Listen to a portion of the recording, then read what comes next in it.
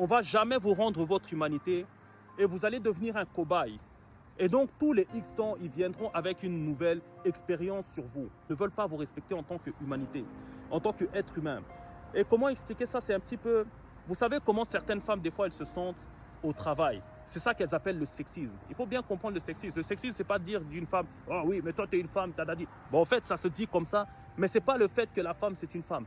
C'est le fait de toujours, de ne pas être capable de considérer l'humanité de la femme et de ne pas être capable de considérer le pouvoir de décision de la femme. Mais non, ça c'est une femme, elle ne peut pas être capable de comprendre dadadi, dadada. Donc vous voyez en fait le sexisme, c'est ça, c'est ne jamais vouloir rendre son humanité et surtout son pouvoir de décision à la femme, alors que limite la femme, elle a été biologiquement carrément, elle a été préparée à ça, à prendre les décisions le plus rapidement possible et des décisions effectives, efficaces, qui ramènent la création en fait dans ce monde, qui ramène la création.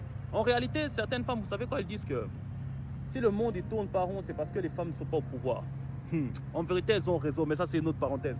Mais bref, justement, concernant les gens qui sont GS, c'est ça qu'ils vont faire avec vous, parce que figurez-vous que les gens qui sont derrière ces trucs-là, c'est toujours des gens qui sont de l'ordre. Ah oui, je vais posséder, puis je vais montrer à quel point j'ai du pouvoir et je suis puissant. Ils ne veulent pas vous laisser votre humanité, parce que vous laissez votre humanité, c'est dire qu'ils sont obligés de vous respecter, or qu'ils avaient prévu de ne pas vous respecter. Et donc, c'est comme si pour eux, ils avaient capitulé. Ils avaient capitulé.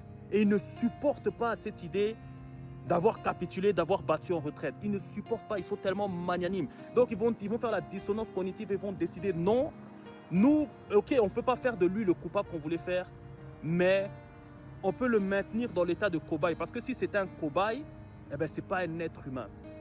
Okay? Et donc maintenant, alors la guerre, c'est quoi? C'est pas vous en train de résister contre eux, c'est pas vous en train de démontrer que vous êtes une bonne personne. Les gens, ils savent que vous êtes une bonne personne.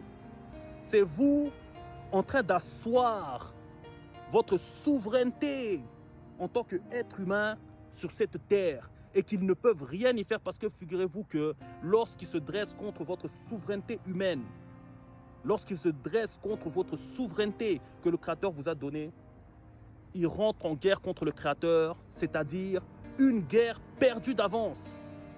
Donc, ils peuvent faire peu importe ce qu'ils veulent, ça ne va rien changer.